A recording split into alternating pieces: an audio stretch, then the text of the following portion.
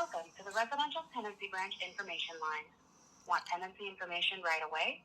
Visit our website at www.gov.bc.ca/landlord-tenant. Thank you for calling the Residential Tenancy Branch. If your dispute application was submitted online, you can view your submitted application, dispute access code, evidence, and request by logging back in online with your BCEID. Outcomes and decisions can also be viewed there once they are complete. If you cannot find your dispute access code on the Residential Tenancy Branch website, select Email My Dispute Access Code.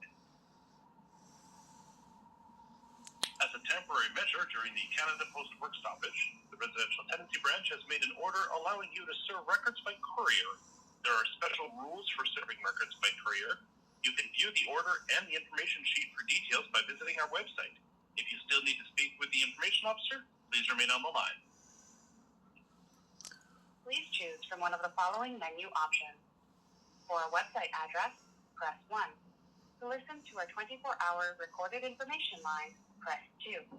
For information about security and pet damage deposits, press 3.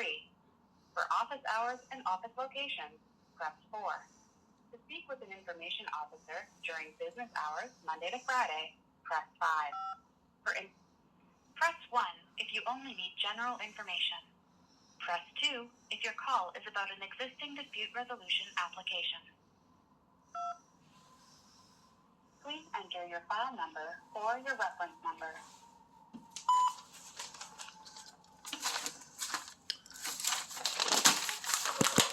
The number you have entered is invalid.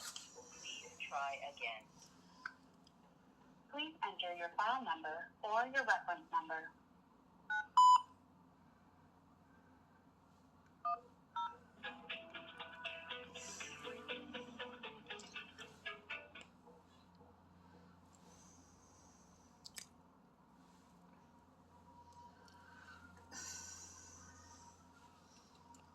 Welcome to the Residential Tenancy Branch Information Line. Want tenancy information right away? Visit our website at www.gov.bc.ca/landlord-tenant.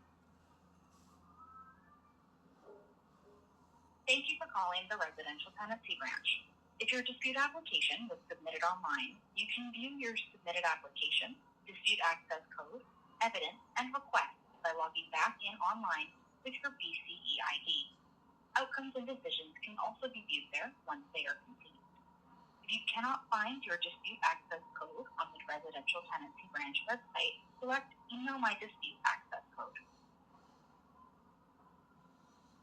As a temporary measure during the Canada Post work stoppage, the Residential Tenancy Branch has made an order allowing you to serve records by courier. There are special rules for serving records by courier. You can view the order and the information sheet for details by visiting our website. If you still need to speak with the information officer, please remain on the line. Please choose from one of the following menu options. For a website address, press 1. To listen to our 24-hour recorded information line, press 2. For information about security and pet damage deposits, press 3. For office hours and office locations, press 4. To speak with an information officer during business hours, Monday to Friday, press 5. For information, press 1 if you only need general information. Press 2 if your call is about an existing dispute resolution. Please enter your file number or your reference number.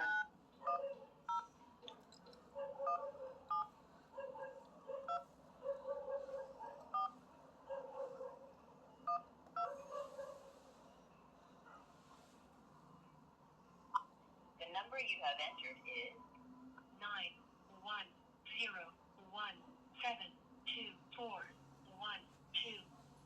If this is correct, please press 1.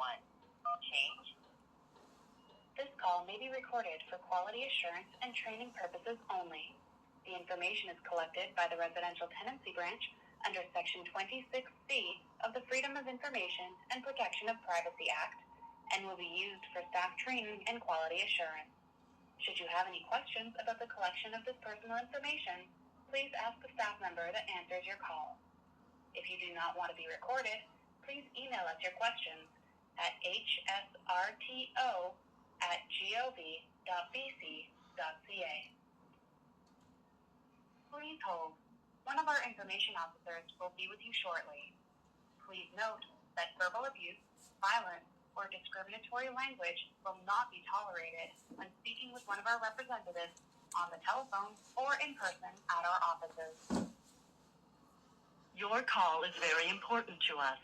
Please hold for the next available agent. All calls are answered in the order in which they are received. Hello, this is Darlene at Residential Tenancy. How may I help you? Hi, I was calling in regards to the arbitration that had taken place and the results where I was informed that I had 2 days to provide evidence that would be contrary to what was portrayed as, that I myself was not a tenant and only Alice was a tenant, whereas I had proven and provided the evidence that we were both actually tenants as well. I had proven that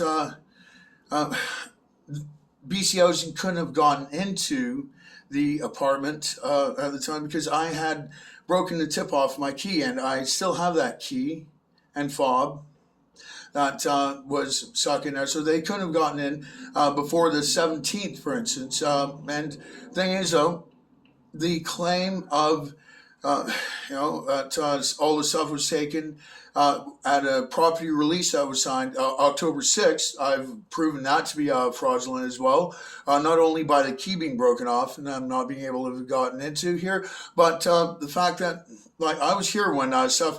I was home on the 20th and preceding days, and yeah, people, as soon as I went out to go and get something to eat, they'd come in and steal stuff. And then one day, I got a knock at the door, and someone just began letting themselves in. And there were 2 big goons that said they're here for the rest of their clothes. I told them I wanted my stuff back, and no, they couldn't have it, and they said they're going to go and talk to the manager. And I never got the stuff back. Just a moment, sir. And the thing is, though, the intensity of my common law spouse, who was not at all evicted.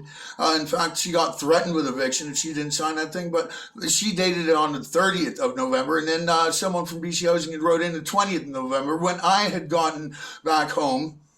And that means that the double dates voids the tenancy disclosure. So that is thrown out of the window. That means that she's still a tenant here as well, with the proof of both being tenants and such, from previously, kind of voids the whole spectrum of denial that BC Housing has shown. And the thing is, though, what happened to Igor? Igor was the original manager, and he vanished. No one knew what happened to Igor. And then when Clifton went missing, I'm reporting a double homicide at the same time here, okay? Because Clifton, last time he was seen on BC Housing property, he was pushing out a crack tornado, telling them that they didn't work here, and they didn't live here. They'd never worked here, and they'd never lived here. And then that was the end of Clifton.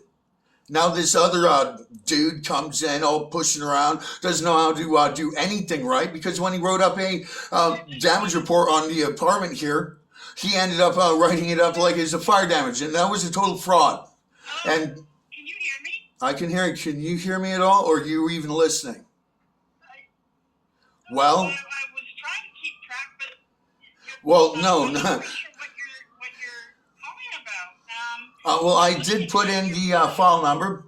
I did just inform you that I made the evidence deposit that came in before the 2 days was only given.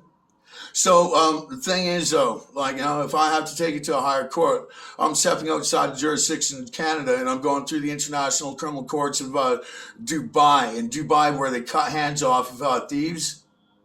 But what they do to someone who committed double homicide or a murder like that, taking the job, stealing identity, whatever had happened, I don't know what happened to the good people who used to work here. Because Clifton was, he was great to everyone. And then we get this guy who, seriously, what's the matter with him? He didn't know how to do a damage report at all. He hallucinated a kitchen fan that didn't exist, and he then claimed that it was broken. They had done serious like crimes here because they stole my business for one thing. They tried incriminating my common law wife, and she's been detained for this entire time, saying that she's not allowed back at her own home, that she was not not evicted from. Not allowed back until she gets out of the hospital, and then telling the hospital, well, the hospital is saying that she's not allowed out of the hospital until she has a place home, and then BCOs and goes around and says that she's not allowed back in her own home. This is why I'd go into the International Criminal Courts as an act of terrorism. I hope you're following that. Okay, but I hope you understand exactly the severity of this. The violence post, if you have an issue with regards to the file, you file a review consideration and bring it up in front of an arbitrator. An arbitrator? No, actually, the arbitrator is going to be on trial in the International Criminal Courts, okay? Because the arbitrator didn't pay attention. The arbitrator is just an arbitrary... No, trust me. You guys, if you're going to play this stuff, yeah, this is going to procurement, okay? You guys are charged, okay, on international crimes, and you are going to pay for it, all right?